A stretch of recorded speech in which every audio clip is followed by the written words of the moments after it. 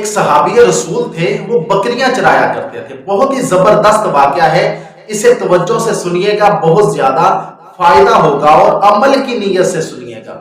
جو بھی آپ کوئی واقعہ سنتے ہیں یا کوئی حدیث سنتے ہیں، قرآن پاک کی آیت سنتے ہیں، اس کا ترجمہ سنتے ہیں تو عمل کی نیت سے سنیں.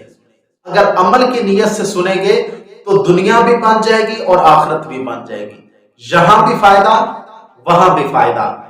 تو وہ جو صحابی رسول تھے وہ بکریاں چرایا کرتے تھے، اور کبھی کبھار جب واپس آنا ہوتا تو مدینہ آتے، مدینہ واپس آ کر لوگوں سے پوچھتے کہ کوئی نئی آیت مبارکہ نازل ہوئی ہے، یا پھر کوئی رسول اللہ صلی اللہ علیہ وآلہ وسلم نے نیا حکم جاری کیا ہے، یا حضور کی کوئی نئی حدیث مبارکہ ہے.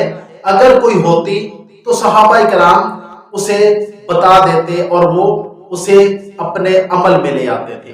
آپ محبت کا اندازہ لگائیں کہ کس قدر ان کے دل میں محبت تھی. یہ جو دو جملے میں آپ کے نظر میں گوش گزار کرنے لگا ہوں بہت ہی قیمتی ہیں. تو جب وہ ایک دفعہ آئے تو آ کر لوگوں سے پوچھا کہ کوئی نئی آیت مبارکہ نازل ہوئی ہے، کوئی اللہ کے نبی کا فرمان ہے تو وہ مجھے بتا دے. اس صحابی رسول کو بتایا گیا کہ یہ آیت مبارکہ نازل ہوئی ہے جس میں اللہ رب العزت نے قسم اٹھا کر فرمایا ہے کہ میں ہی تمہیں رزق دینے والا ہوں. جب انہوں نے یہ سنا کہ اللہ رب العزت نے قسم اٹھا کر فرمایا ہے کہ میں ہی تمہیں رزق دینے والا ہوں، تو وہ ناراض ہو گئے اور کہا کون تھا وہ جسے اللہ پر یقین نہیں تھا؟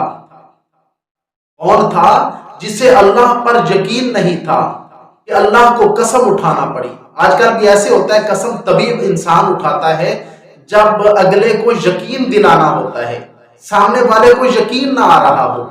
تو اس صاحب نے بھی یہی سمجھا کہ اللہ رب العزت نے اس وجہ سے قسم اٹھائی ہے کہ شاید سامنے والے کو یقین نہیں تھا، تو اس وجہ سے پوچھا وہ کون ہے جس کے لیے اللہ رب العزت کو قسم اٹھانا پڑی کہ اسے یقین نہیں آ رہا تھا. تو حقیقت میں یہ کیا تھا؟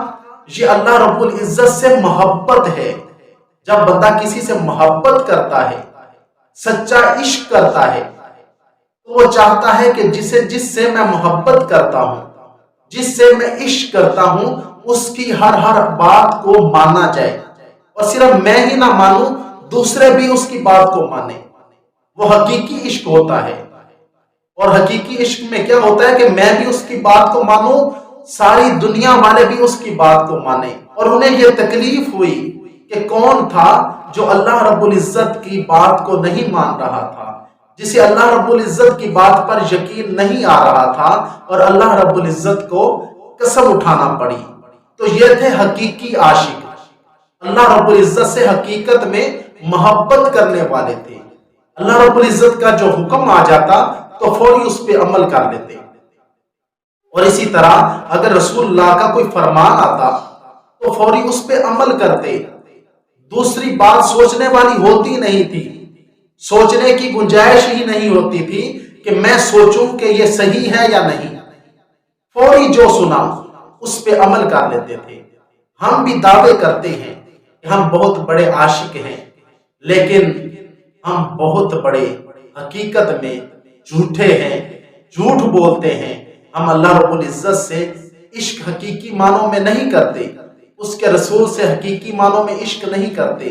اور اگر عشق کرتے ہوتے تو ہمارا چلنا پھرنا اٹھنا بیٹھنا ایک ایک چیز شکل و صورت سب کچھ رسول اللہ کے بتائے ہوئے طریقوں کے مطابق ہوتی. یہ نہ ہوتی کہ ہم عاشق رسول بھی ہیں اور چہرہ مبارک پر سنت رسول بھی نہیں ہے. عاشق رسول ہیں، ہماری شادی بھی رسول اللہ کے طریقے سے ہٹ کر ہے. عاشق رسول ہے، ایک ایک عمل رسول اللہ کے بتائے ہوئے طریقوں سے ہٹ کر ہے. اللہ رب العزت ہمیں حقیقی معنوں میں اور صحابہ والا سچا عشق اور محبت عطا فرمائے. اللہ رب العزت میرا آپ کا ہم سب کا حامی و ناصر ہو. وآخر دعوانا ان الحمد للہ رب العالمین.